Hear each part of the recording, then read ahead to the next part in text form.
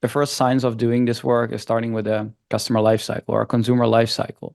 And we think about like, hey, how are we measuring each of those stages? But then you come in and say like, there's a big difference between that, if I understand right, by reading and understanding what you're saying. Like, let's unpack that first. What is the difference between a customer lifecycle and a consumer lifecycle? Is that the same thing? Is it different? Like, not the same thing. Help us understand. Okay, so I want to take as an example manufacturing retail, because I think it's something that everyone is experiencing, buying a product like a bag or a pair of shoes, okay? Now, if I'm a consumer of a product, let's say even automotive, let's say of cars, I'm a consumer of cars, at this very point in time, for example, I'm using a car that is called 𝐜𝐿𝐿, which I don't own, is a subscription model. So I pay every month to be able to use the car. I'm also renting once in a while on Greenwheel, which is the local, car sharing platform, right? Because I might need, a larger car, like a van for whatever reason, right? So I'm a consumer of cars in the sense that I use cars constantly. Either they're mine, I could use my father's car, I can rent, I can subscribe, I can own a car, right? At different points of my life, I will do several or one specifically of these things, right? So I have a driving license and I've been owning cars. I will probably own cars. And so if you look at my trajectory of what it means consuming cars, you will see all of these things, right? You will see that there is a moment in which actually my need for a car starts rising. For example, when I moved to the Netherlands, for 4 or 5 years, I didn't have a car at all. I didn't need it. Then I had a child. And when I had a child, then I realized actually a car is pretty useful, right? So it was a moment in my life that actually triggered the need for a car.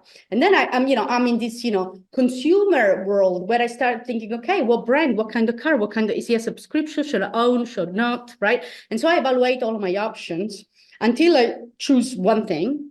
And in this case, it's a subscription, right? And so in that case, I become a customer of 𝐜𝐿𝐿, right? So I'm a customer of the specific brand. So I go down one level in which I start experiencing your brand and all of the interactions that you have designed for me, right?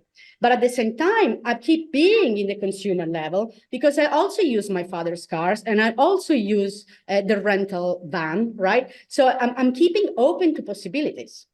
And right now, I'm also thinking, well, actually, the subscription model might not necessarily work for me because, I might want to be free to do more than 1,000 kilometers a month, whatever, right?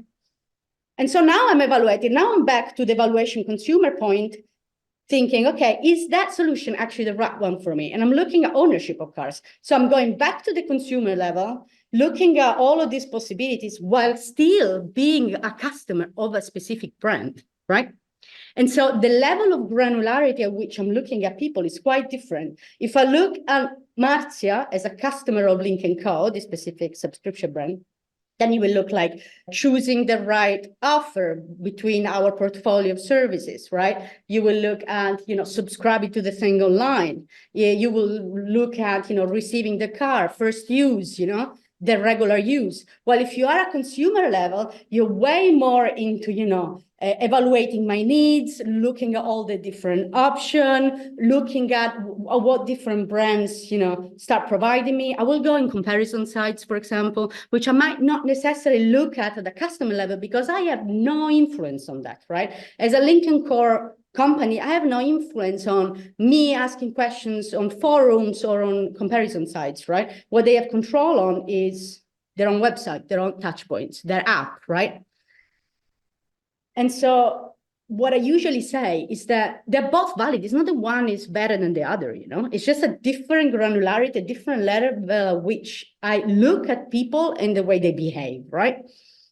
And so what I usually say is that if you're looking at improving your current services and products, the customer's life cycle is where to be, right? You want to be very granular, look at, how do people interact with me? In what way they experience my services and products? What are the key journeys into this, level? What are the touch points that are performing better than others, right?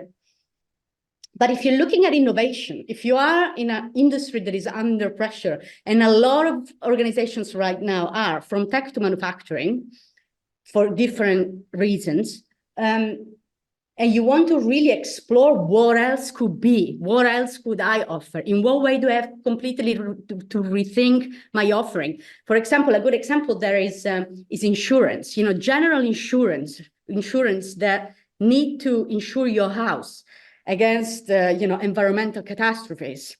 In a big pressure, under big pressure right now, if you're in Australia, for example, and you want to insure your house against bushfires, it's really hard these days because there is bushfires basically every year, right? So good luck to find an organization that can actually insure you for that. So you actually need to start as an organization questioning, what are we here to do in a world where, you know, it's unpredictable, where, you know, environmental catastrophes are on a yearly basis.